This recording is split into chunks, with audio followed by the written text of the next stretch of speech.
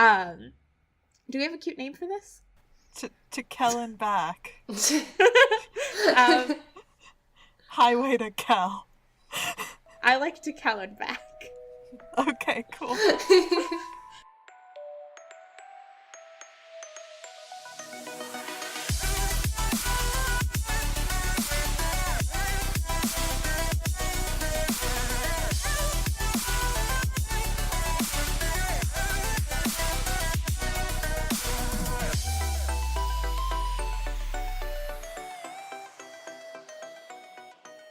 Hi, and welcome to Tortall Recall, a podcast where we talk about the Tamora Pierce books and yell about them.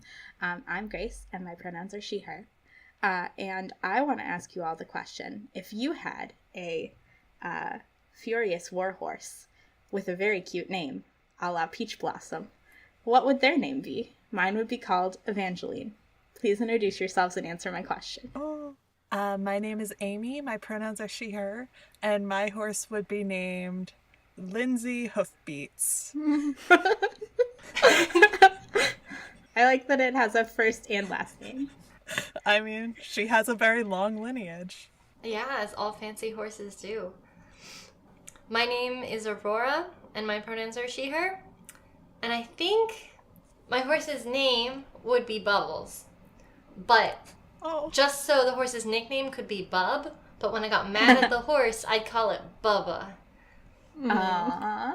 Can I change my horse's name really quickly to Wensleydale Clip-Clops? Amy, you have one hypothetical horse? Just one.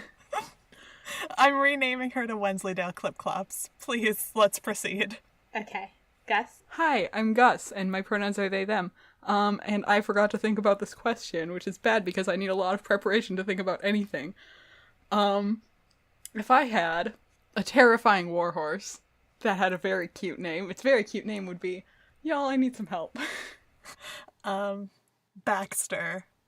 That's pretty good. That sounds a little too warhorsey. It kind of does. Baxter Snugglekins the Third, Esquire. Yeah. My horse's name would be Caladri of Mindolin because it's a really cute name and I love her. All right. So now we're going to talk about First Adventure, our segment where we talk about our background with the book. Who wants to go first? Yeah, can I go first? Because this is the only one that I'd read before. Yeah. Really? Yeah.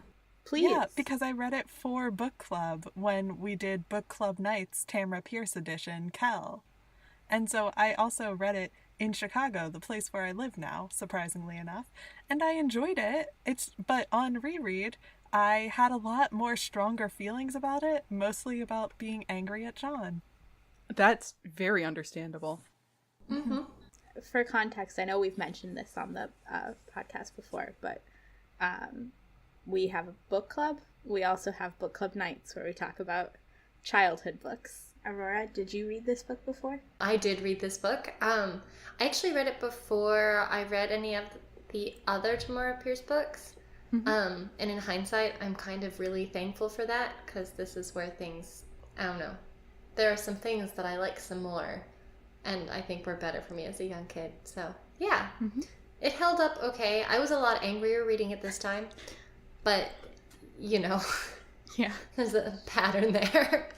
I also was a lot angrier reading it this time than I ever have been. A lot at John, a lot at Wilton. Oh gosh, yeah. Oh my god, folks. Oh, God. But I think the first time I read these books, I must have been in middle school, but I remember reading them in high school when I was getting my best friend to read them, and she liked the Dane books more than these, which made sense for her personality-wise. But I was very offended because I loved these a lot. But I think they had a pretty big impact on me in terms of like Kel is just somebody I really look up to, Yeah. Right, and her like sense of morality I think really affected me as a kid. Yeah, I really feel the same way about her.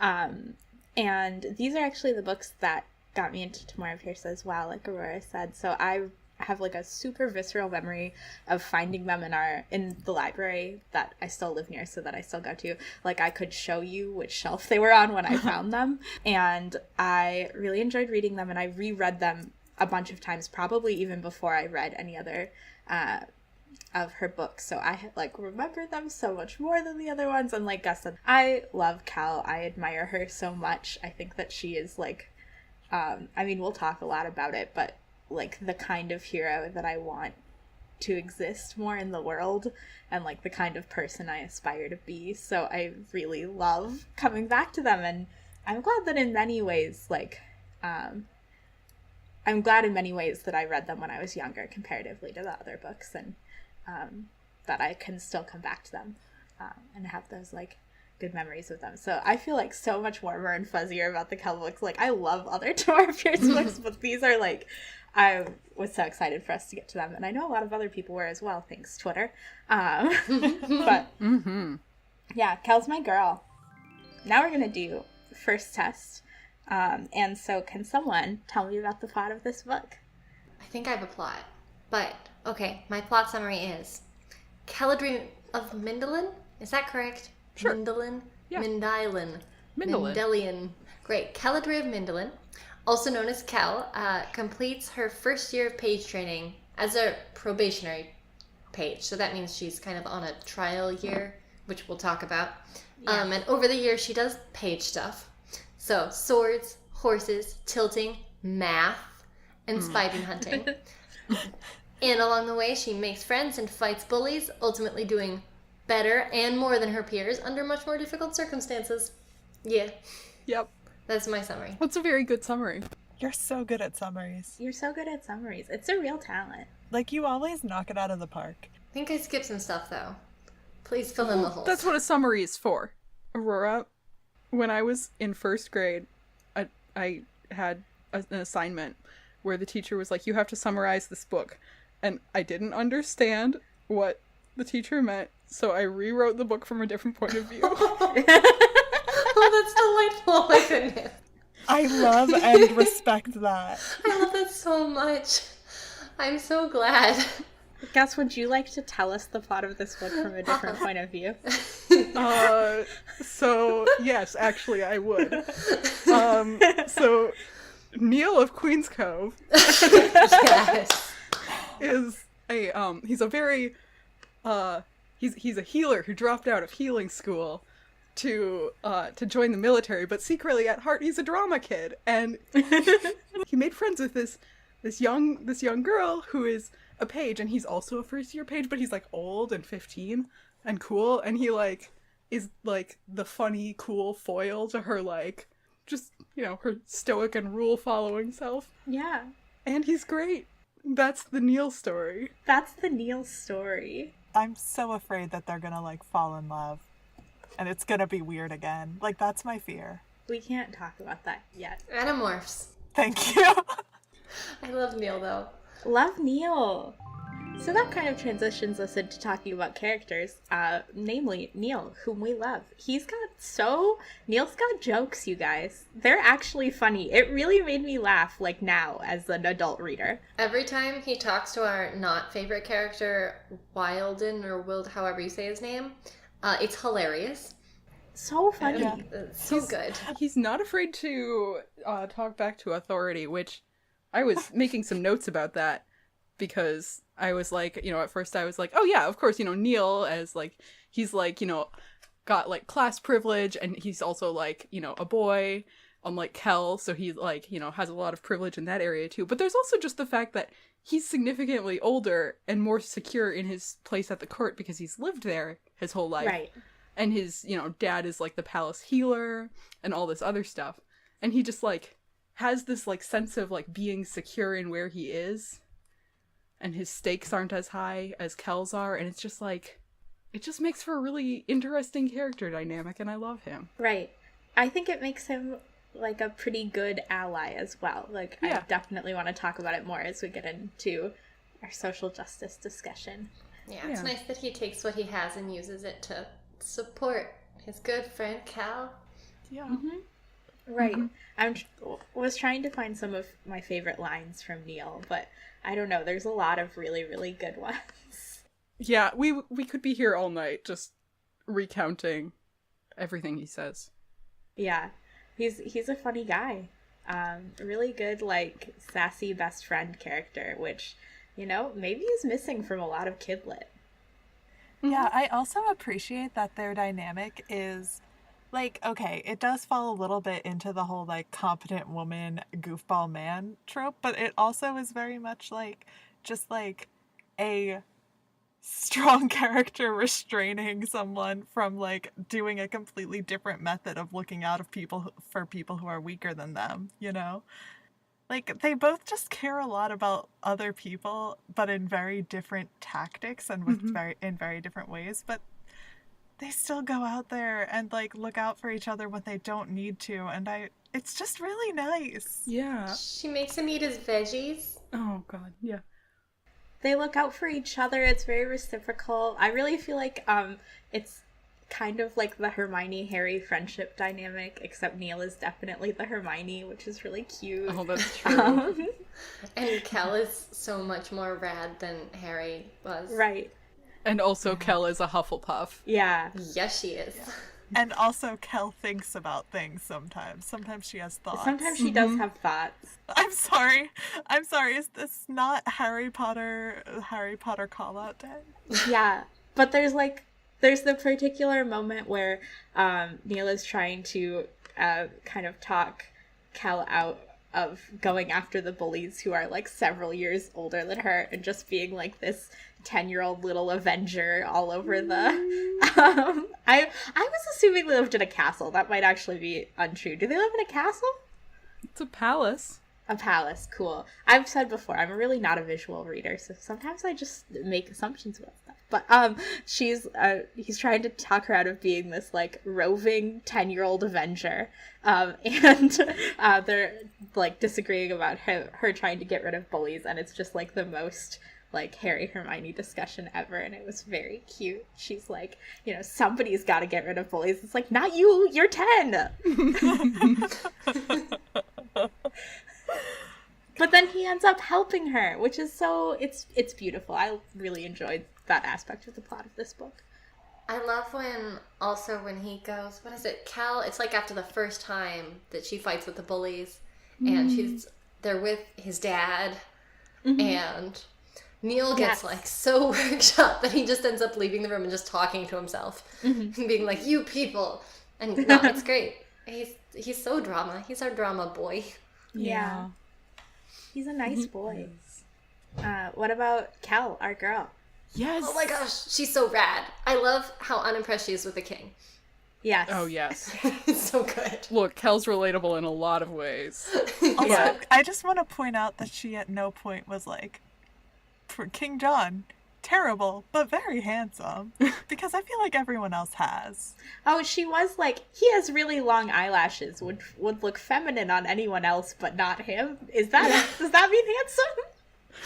There was, like, a whole paragraph about, like, he was, like, the most striking and beautiful man she had ever seen. But also she was very pissed off at him. Also, like, the bully boy, she was also like, he's the most beautiful man. Kind of weird.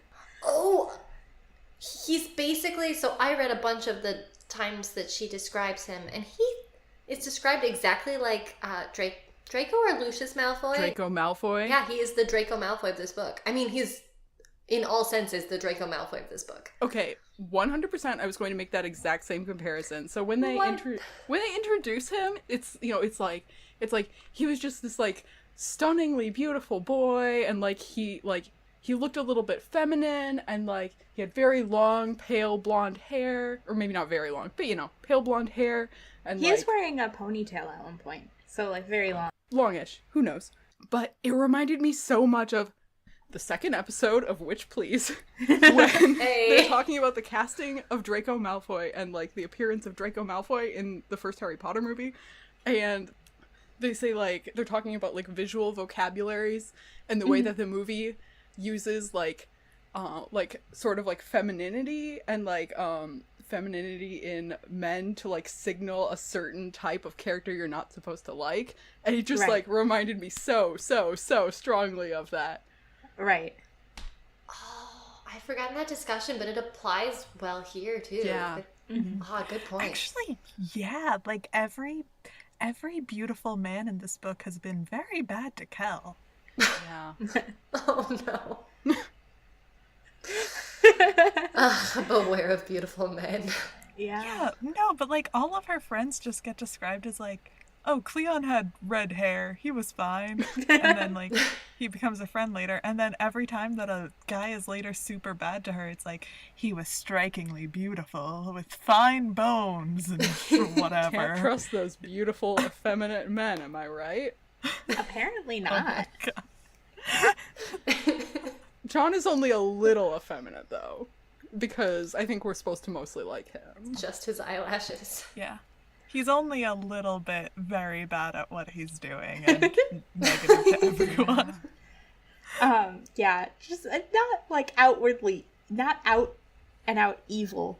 But I enjoy that this book is so much more upfront with the idea that John is just a jerk. And maybe that's like not being clouded by Alana's emotions towards him is different. But in terms of character building, I think it is just kind of being like, okay, now he's this powerful man.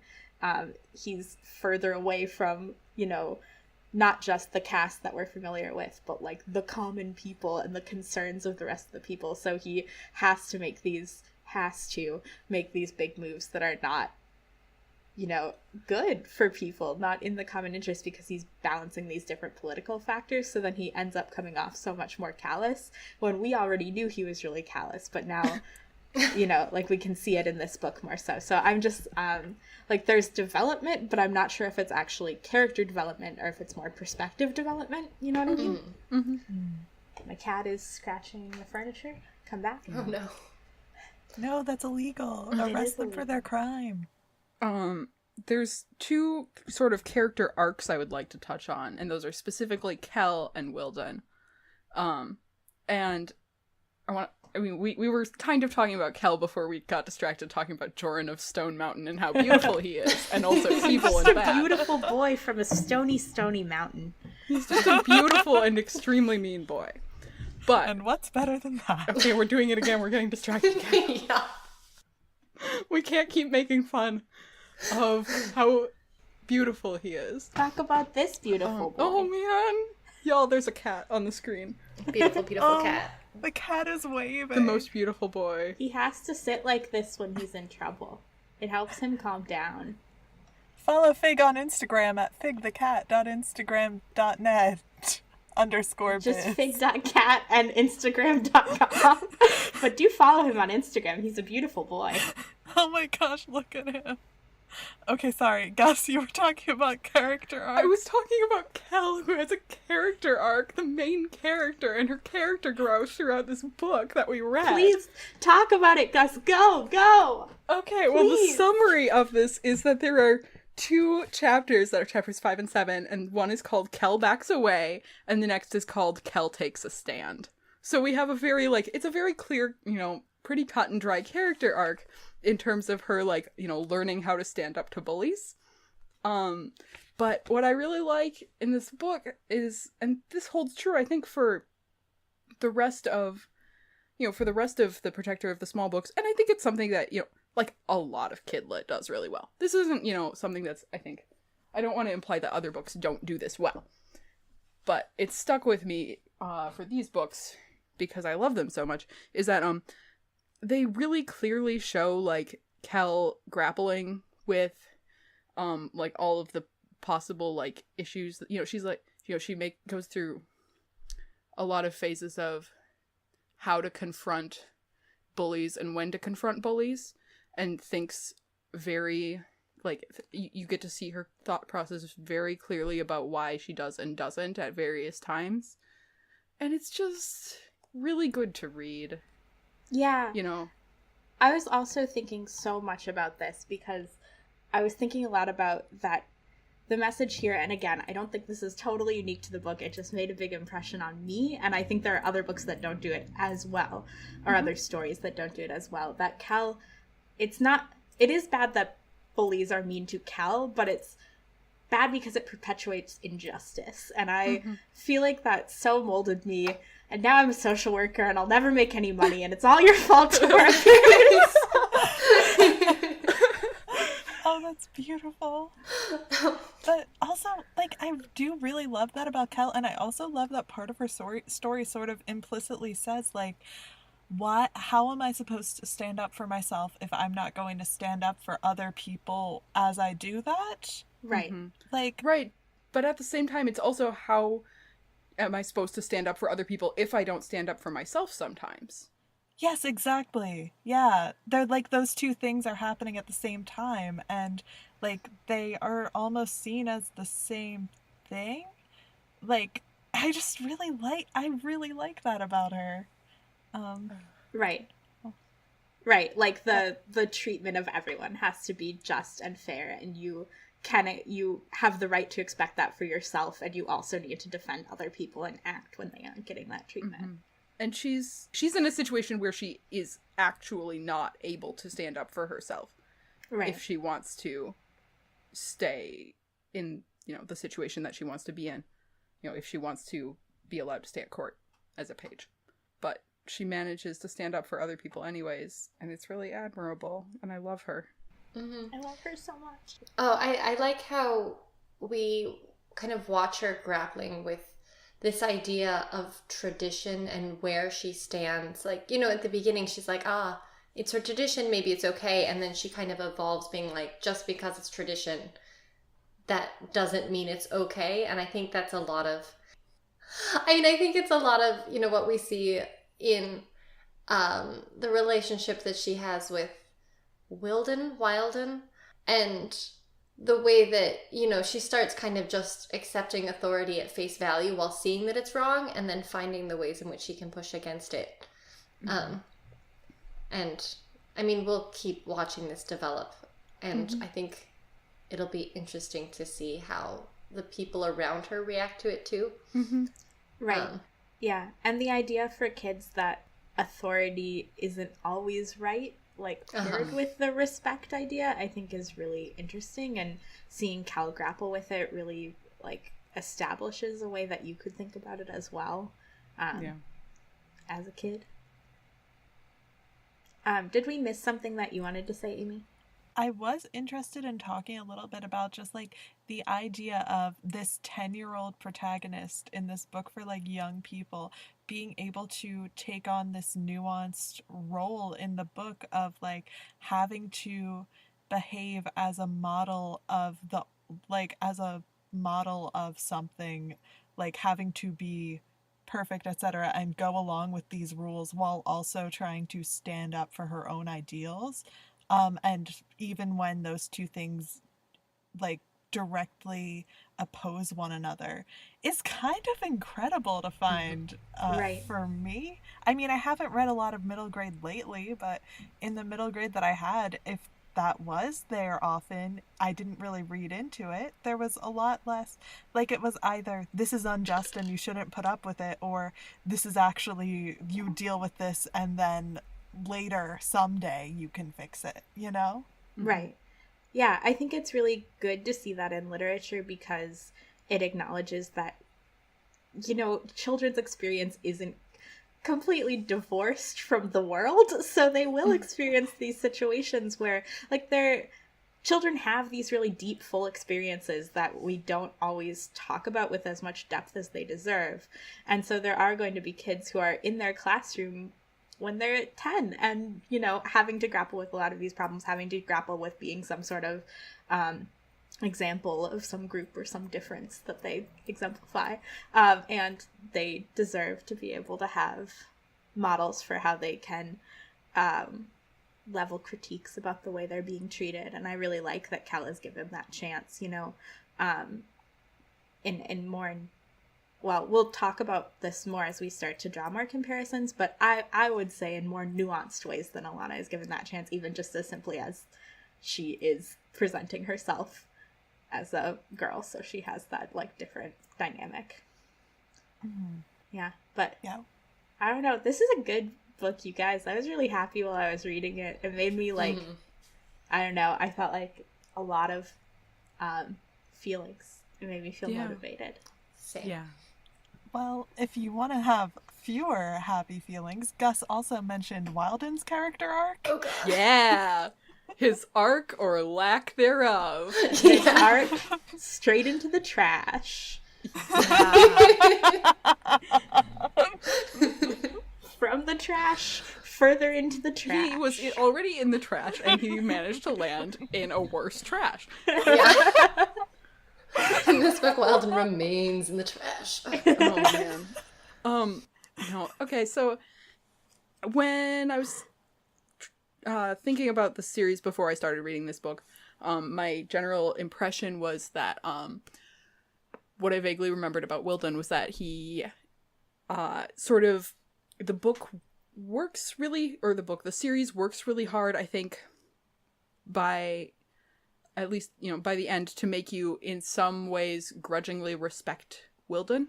Ugh. And I'm not sure if that's true. I think I would have to finish my reread of the whole series to find out. But I do know that it never straight up condemns his behavior, or at least that's my memory of it. But the point is that even though he's shown to be a just like deeply unfairly, just like a very unfair training instructor, and a person who's in a position of power, who is very sexist and very racist, that he's like, by the end of the book, he has in some ways come around on Kel as a person, and that we are encouraged to read that as a sympathetic character trait in him. Yeah. I agree that that's the framing that we're supposed to be reaching. Yes. In particular, the moment at the end, like the reveal that he has daughters, I think is supposed to be humanizing, but it made me so much more mad. Like Yes. 8 times more mad. I was like, your poor daughters. Your Yeah. poor daughters. Yeah. And like that rhetoric is could not be more irritating. Like, so I was annoyed that was sort of treated as this realization moment. And also, I don't like the idea that we're supposed to read it as this big struggle for Kel to prove herself to him, and then her as an individual, she can get this acceptance that's really meaningful, because that doesn't actually do anything to address the like oppressive power structures that he's embodying. That's like Right. this bad narrative that comes up a lot, where it's like, oh, I'm gonna prove you wrong, and then you'll see that one woman is cool, Yeah. and then you'll presumably stop being sexist forever, because that's not actually part of this discussion. Okay, yeah. Yes, I agree with that, and I also think there's something going on here where we are supposed to feel the way everyone else feels about Wilden, which is like, yes, this man is terrible, but he's done some very good things and is good at what he does, and isn't that a redeemable trait? And the thing is, there are plenty of men, even in this series, who are fair and who are not sexist and who are not racist. For example, Ralph of Golden Lake is right there. Yeah. He's right there. And he's perfect. He's right there. But instead of like, I don't know, trying to focus on and give more focus on the people who are doing it right, we are going to work so hard to make sure that you respect this person who is not a good person, because he can do something that other people who are good people can also do. Like, Yep. instead we're gonna really focus on this man who's doing it very wrong in so many ways. Yeah, and that has a lot of real world analogs too. Like, it really brings to mind for me rhetoric around like politicians, when things come out about them in the media, about violence towards women, and then we're supposed to be like, oh, but they've passed laws that are helpful to women, like Someone else could have done that. Yeah, exactly. like your interpersonal actions have much more meaning and consequence, like in terms of truth to your character, Yeah.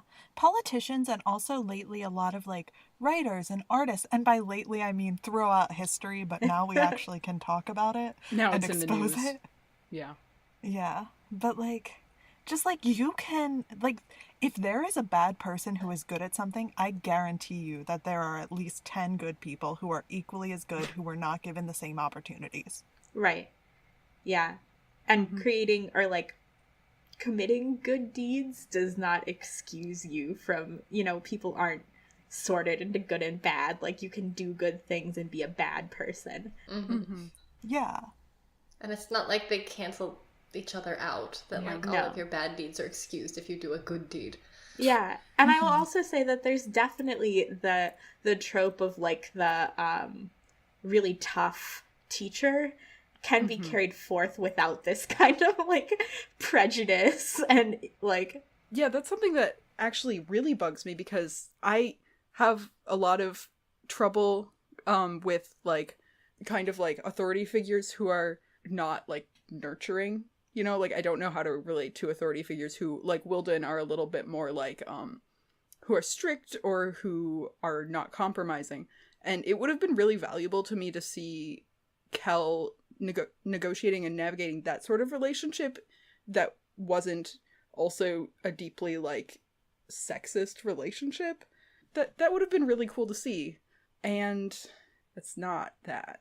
He's just a bad person. Yeah, someone can hold you to high standards and be hard on you and expect a lot from you without like demeaning your character or like believing you can't achieve that because of things that are integral to your identity. I mean, isn't that her math tutor though? Like, we barely see it, but... Oh yeah, we do like her math tutor. I like a lot of her teachers. I was excited to see my friend Miles. Oh yeah, Miles is still there, and he's also a good man. And my friend Taka. I don't really know about his pedagogy, but nice guy. Taka is not wearing clothes in the classroom. Amy, he's a lizard and we can't have this discussion We again. can't go through this again. I'm sorry. I just need you to know that. He does have a pocket, Amy. Does that constitute clothing? No, it's the opposite of clothing. It is the hole in clothing. Does anyone have anything else to say about plot, world building, characters? I like that Kel doesn't have magic at all. Yes. Yeah, that's rad. I'm done with it. That she doesn't have magic? Yeah. I mean, I like that. I'm pretty sure there was an attempt made to portray her as being, you know, very like down to earth and super relatable. And I mean, she was. But then I always forget that she's also extraordinary, you know, both in her maturity, her youth, her, you know, her parents seem very cool. And yeah, sometimes I forget, but... Yeah, we talked about this a little bit when we were talking about Alana, but like, I really like that we see she's extraordinary, but it's because she's worked hard, you know? Yeah. Like, when she has these skills, they're like, oh, how long have you been trading? Since you were 6? That kind of makes sense, you know? Yeah, and yet at the same time, we can still be really pissed off at everybody who says that Alana cheated her way to knighthood. Oh yeah, we can still be mad.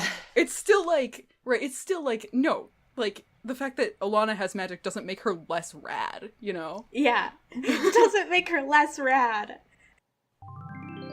Okay, so this is our new feature section, which may or may not be in future episodes, but we're calling it To Kel and Back.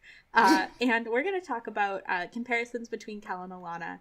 We thought it would be kind of helpful just to have a specific discussion so that it doesn't take over the rest of our talking.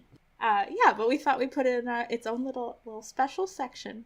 So I thought it was cute that we're back to the first book as a school book. I really appreciated that.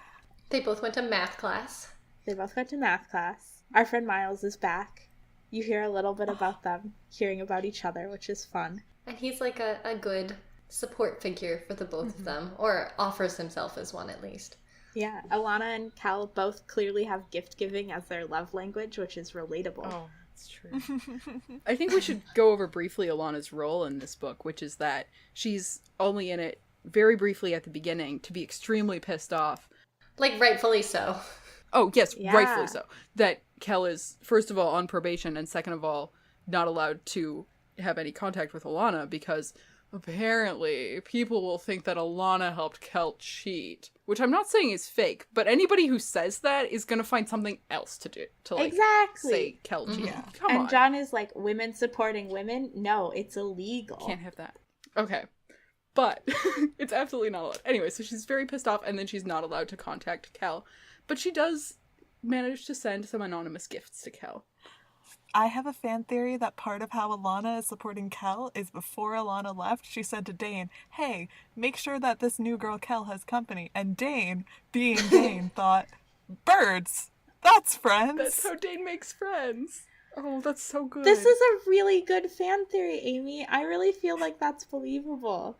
Except I also really like that Kel also, maybe this is comparing all of our protagonists, but Kel also has the like animals, but she really approaches them as friends, which is so cute.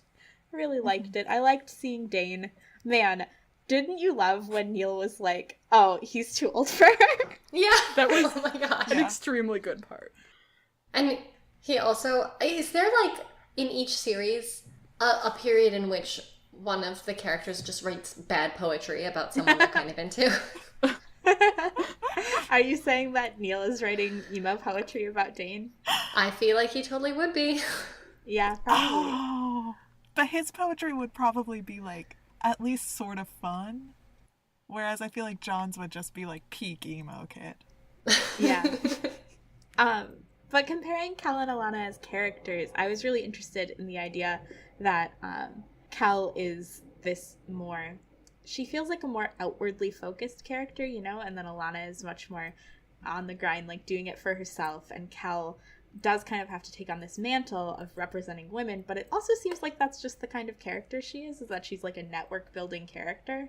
And I really appreciated that. I think that's a really fun kind of character to have, someone who puts that group together and is looking at the landscape of all the different people in her life, you know?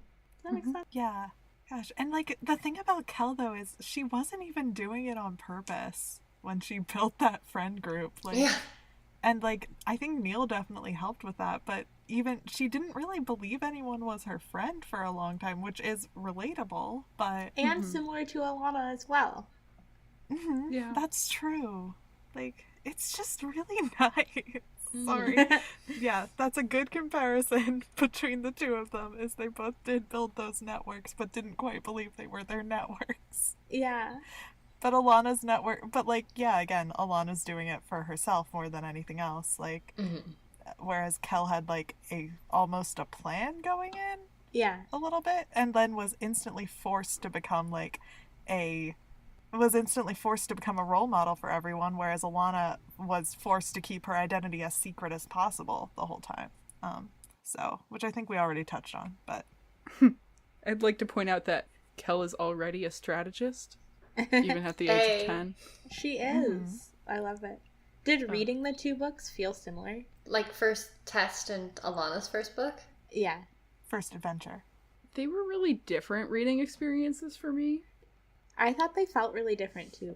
I asked a leading question, but leading away from my answer, so I don't know if that was confusing. Oh, God. I mean, we've talked about how Alana's book really jumps around a lot and, doesn't, it's one story, it's like but it's covering a much longer period of time. It's covering 3 or 4 years. Mm-hmm. And it skips around a lot more, and it isn't really as cohesive as this one. Yeah. This is, for one thing, it only takes place over the course of a year, and it's it focuses, we get to see a lot more of her friends, we get to have a lot more interaction with her friends. We get to really know them. Yeah, it feels a lot closer and more domestic, which is both the kind of thing I prefer to read, and also I think more fitting Kel as a character. Yeah, they're both good books. they're both good books. They're both great books. They're both good books. I think they're both nice. I think they're both nice. That's why we've ventured into a podcast about them. Yeah. I mean, have we covered books that we would say were not good? Perhaps. I mean... All right, now it's time for Social Justice Corner. We're going to mostly focus on race in this episode, and we're going to come back to feminism in the next episode. And what do we have to say about race? Did not like the representation of, at first there was the guy who's Vizier and a knight, and I was like, this is rad. I really like that there's actually like concrete integration and, you know, like helping them, the two societies come closer by offering pathways. That's really cool. And then it turns out that he's just a bully who's a real caricature, and that was frustrating. Yeah, that was unfortunate. My least favorite part of that was what was that character's name? Zahir. Was that when he said, women belong behind a veil, go back where you belong? And I was like, oh my god. For a second, I thought that was a very poetic way of threatening her life. Oh, behind the veil, like the veil between life and death. Okay. Which might have been better, weirdly enough. Like, threatening to kill a 10-year-old might have been better? Yeah, it was real bad. I think, okay, so I had two specific issues with the way that his character was treated. One of them is an in-universe thing, and one of them is an out-of-universe thing. So, I mean, one of them is actually a critique of Wilden, which is that part where he was like, Zahir, we're not racist here in the North. No, what did he say? He said, we're not sexist here in the North. Yeah. Which, coming from Wilden, is quite a statement. I said racist because it was a very racist statement on the part of Wilden, and I got my wires a little crossed. Well, Wilden's full of racist statements. That was not the last of them. Yeah.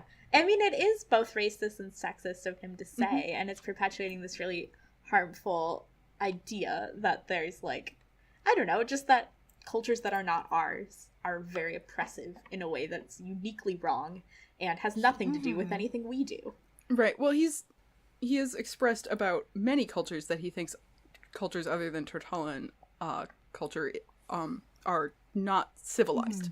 Right. Like, oh, the Vizier, they're sexist and misogynistic in a uncivilized way. I'm that way in a good way. Right. He's protecting tradition. Oh, guys, it's bad. But the out-of-universe thing, so the thing that that's like a character trait about Wilden, a character, a thing that was going on in that conversation. But one thing that I specifically didn't like in terms of how the book was written was this fight between Kel and Joran and Zahir and somebody else might be there. Vincent's there. Anyways, Kel is picking a fight with some bullies, and the narration only uses an epithet, so something that's not the person's name in place of the person's name, not a person's name or pronoun, anyways, to describe one person, and that is Zahir. And multiple times he's referred to as the Bajir, which is just in a passage in which you're not, everybody gets just referred to by their first name all the time. And we know his name. Like, he's not someone whose name we don't know. Right. It's extreme. It's just like really egregious. It's just like, just gotta remind you twice in this same paragraph here about this person's ethnicity. Gotta remind you about that. It was like very disconcerting. Yeah, to and read. like especially when it's specifically being used in the context of like basically violence. Not great. Like, it's not, like, specifically reminding someone of that fact. I think there's maybe a good application if you are, like, maybe, if it's not about violence, maybe. Except it's probably not. Actually, cut that. Like, if you know someone's name, I really feel like you can just know their name. Yeah. Or just say their name, And I can remember. And you can treat them as a culture rather than, sorry, not as a culture. You can treat them as a character rather than as something that's pointing to something else, which is icky. Yeah, like a token or a representation of an identity that they have that nobody else there has. That's a lie. Seaver apparently has some Bajir heritage, but yeah, right. And then there's the Bajir guy with them when they're like running the military operation later in the book. It's in a different context. But very different context. Yeah. So we have very limited representation from that group, and so like it's just not thoughtfully done, especially as we've critiqued before, like the idea of having just like the most clear analog to a culture that is like very like very much real in the world, and then not treating that with sensitivity is just like, it is really perpetuating of bad stereotypes and ideas and violence against a culture that already, experiences a lot of those stereotypes in our culture. So not a fan. Yeah, I also think we should talk about Kel's relationship with the Yamani people. Yeah. So Kel's relationship with the Yamani people is really interesting. I think that it's like, the way I was parsing it was kind of to think about her as like maybe like a third culture kid or something like that, where she is living somewhat separate from, it does seem like, her family is a little bit separated from just like the general populace, but they're pretty integrated in their lives. But she has lived some of her life there. She's got some of both cultures. It's definitely an interesting representation. My big question is, if you really wanted to explore this culture, why not just write a Yamani protagonist?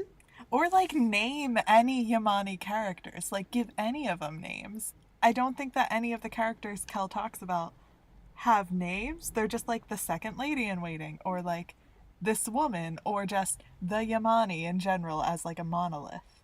There was the one of her fighting teachers. Right, Hakuin Seastone, I think. And she names Princess Chizukami. Yeah. And also the backstory is so white saviory with her mom and the sword. It is so white saviory. It would have been okay. Well, I mean, not okay. Yeah. Less bad. And that's really what gave the family kind of entry. And I think that's why they were, invited to be part of the Emperor's inner circle, and why Kel was raised so closely with that family and in closer connection with that culture than she would have been otherwise as an ambassador's daughter. We should go over the backstory with her mom really briefly, just for people who haven't recently reread this. So Kel's mom is established to be really super badass, which is great and rad. Yeah. The incident that is like discussed that makes her like so like rad and like where she was like really badass and stuff is like she was, are we allowed to say badass? Yeah, we've said it before. Is that she saves some very important religious artifacts from, I believe they're being raided by Scanrans when they're at the Yamani Islands. And the way that the reactions of the staff, the Yamani staff in the building that she's in, are portrayed is just, it's some exoticizing language. Let me see if I can find it. It's really over the top. It's extremely over the top. When they faced, this is about the guards. The they here is the guards. When they faced their rescuers, the guards knelt as one. They bowed low to the woman and the girl, touching their heads to the bloody floor. It's extremely otherizing and stereotypical. Right. It's playing on stereotypes, and it's also just a little I don't know. It feels really like bloody and visceral for what the rest of this book is.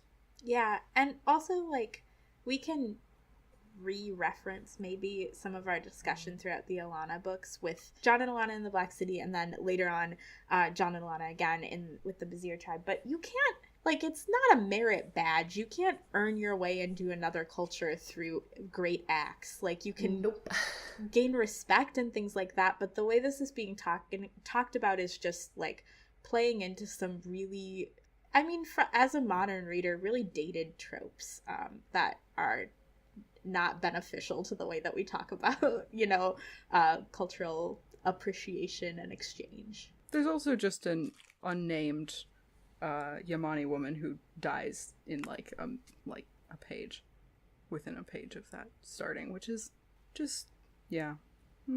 Yeah, I think that was specifically what I was citing earlier when I said that people aren't given names. Like, that woman appears on screen to die as a nameless extra, and we aren't supposed to feel especially bad about it, I guess. Like, we're supposed to be like, that's a horrific thing for Kel. She's there to give some exposition about how important these swords are, and how and some exposition about the culture of the Yamani Islands, and how like duty is really important to them or something, and then she dies. Yeah. Oy. Yeah. Also, like, it is cool in some ways to establish the idea, or like bring back the idea, I guess, that Kel is raised with sort of different cultural values. I think does show some interesting diversity and leads to some interesting interactions, and establishes more of a full picture of a culture when you show them as having these like really truly different ways of thinking about the world in certain aspects.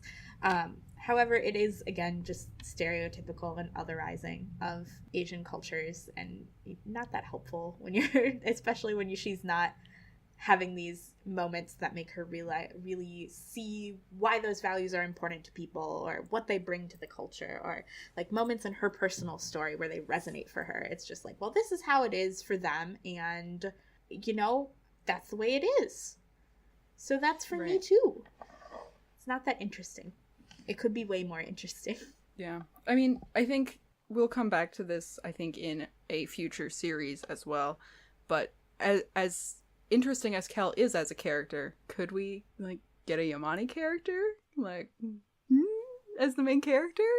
Like that would be rad. Or even like as a close friend. I think we'll get one later.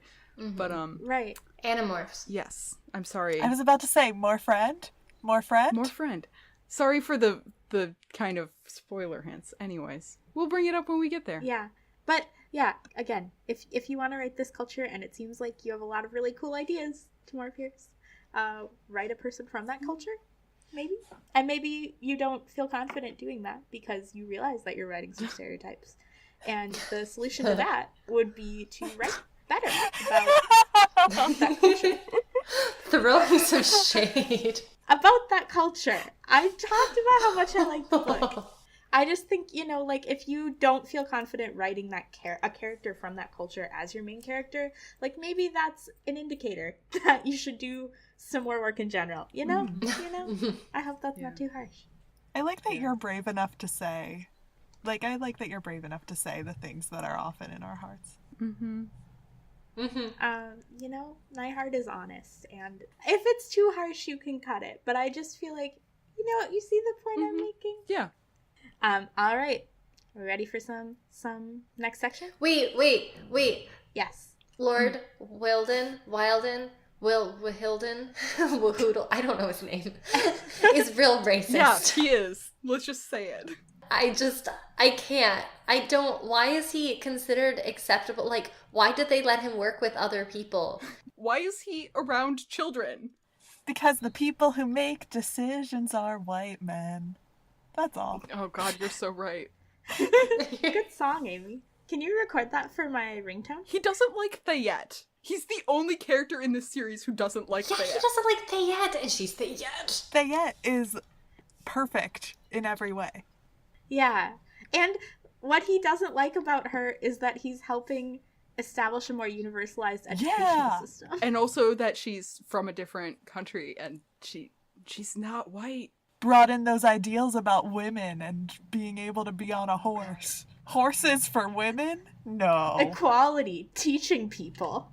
Garbage. He's so bad, and he's super racist to people's faces. I mean, don't be racist ever. Right next to the Shang warrior. He thinks it's acceptable and he thinks that he has the power, which he does have the power, to just do that with no repercussions, which is really gross. It's so gross. And says a lot about how the palace is run. Yeah, again, just coming back to, like, there's no such thing as a lovable racist character. Like, you can't make us respect him if he's going to be perpetuating those ideas, and the more you try and frame him as a respectable character, the more, you know, the overall ethos of the book is tainted by that. Yeah. And, like, I was just thinking something really quickly, which is, like, one thing that makes me mad, and I know that you're not supposed to try to apply, like, any sensible rhetoric to racism, but, like, he does, like, dislike Thayet for her sort of great ideas about stuff women can do, and then meanwhile turns around to a Bajir person and is like, we respect women here.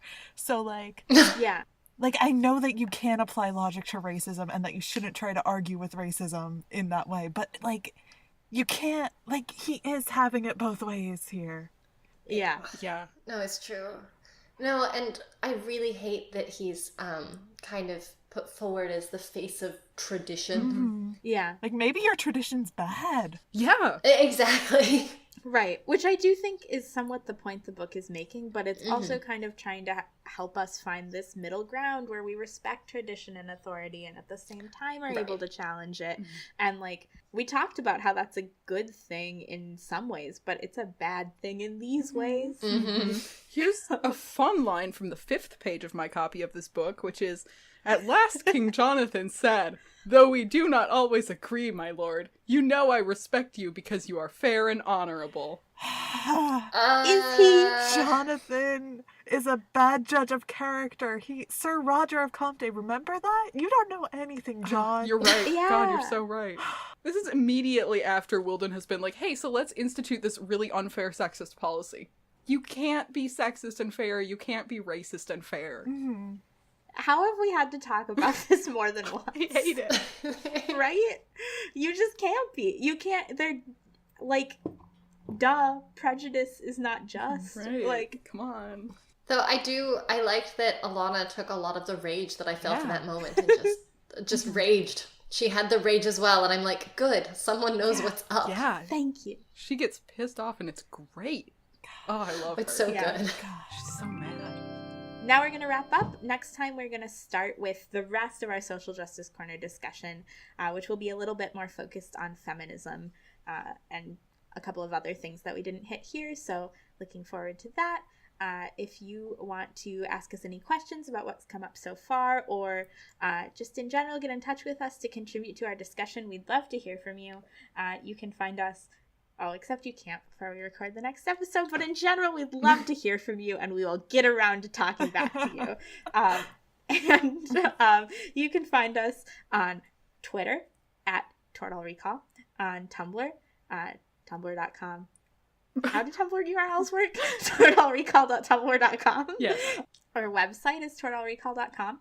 And you can find us on Patreon as well, at Tortall Recall. And if you have been missing us during our break, you can find some extra episodes there that are slightly more nonsense and slightly more fun, honestly. Yeah. Also, our email is tortallrecall@gmail.com. That is true, and we do ask that you please put spoilers in the subject line if you're going to talk about books we haven't gotten to yet. Yeah, I think we also, or at least I've been wanting to mention as well, our approach to, if there's a question that we ask that's answered in a later book, feel free to give us that information, but also there's a lot of circumstances in which we're not mentioning that on purpose because it doesn't exist yet in the books for us. So it can't come into our discussion yet. You know what I mean? It's just come up a lot, and I want you to know that we're not answering you. But if you want to tell me, oh, they totally did explain the backstory of the women warriors in the, past of Tortall, I would love to hear from you. We might not get to it on the podcast yet. So that's kind of like our pedagogy with that, I guess. And I just wanted to bring it up because I don't know if we've been the most clear about it. But thank you to the people that we have heard from lately. Yeah, thanks so much. Y'all have some good thoughts. We'll be thinking about them, talking about them. Gus has a cool list for us. I do have a list. Yeah, we're just doing Twitter today, and then we'll get around to Tumblr and I think Patreon stuff next episode. Because that's just how we tend to divide it up. So if you've contacted us on any platforms recently, thank you so much. On Twitter, that has been D. Maidenbaum, Life of Tempest, Catherine NZR, Megan_D, writer St. McGee, Ellery Woodson, Moss Lamb, Lindsay Miller, Helna, writing Rissa, Fief Goldenlake, Love Miss Joan, Finnegan with 3 Fs, Fish underscore and underscore celery. Let me try that again. Fish underscore and underscore celery, and Raggedy Bearcat. Yeah, so thank you all so much.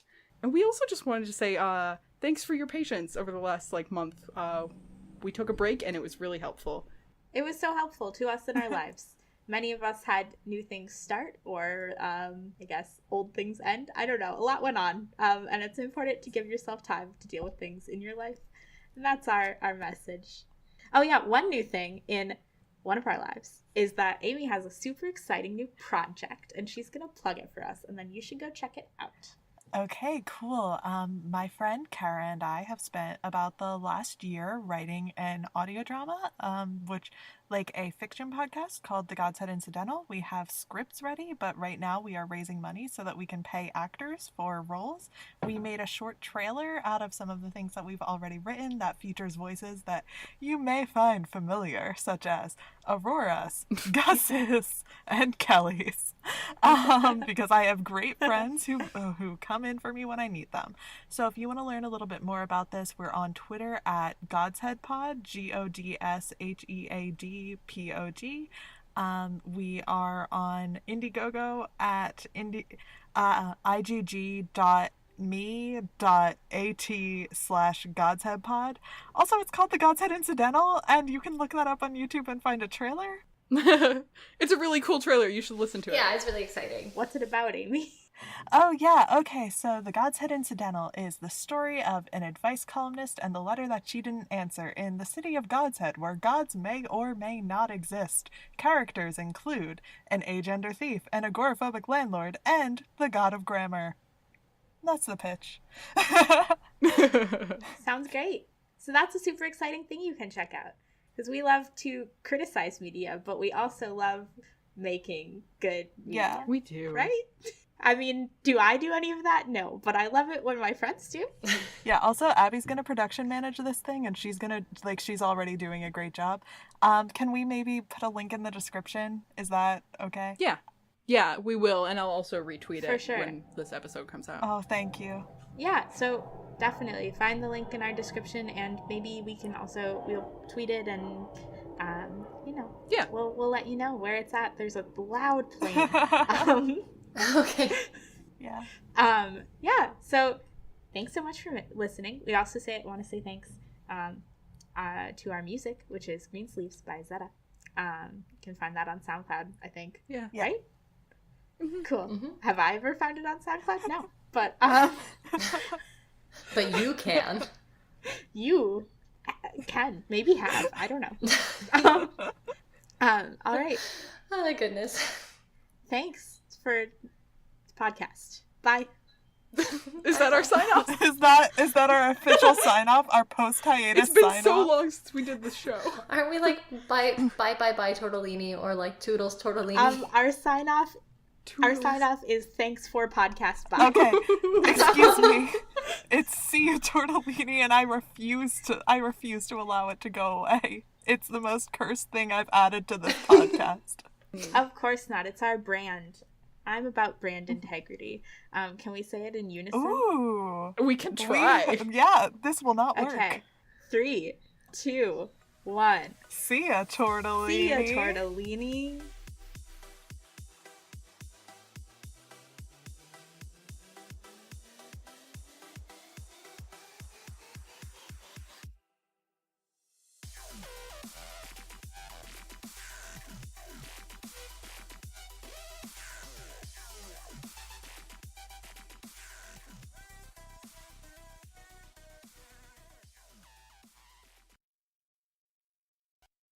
It's for the pun. Listeners who write to us answering our questions when we ask how to pronounce things, you can do that, but boy, are we ever not going to do anything about it.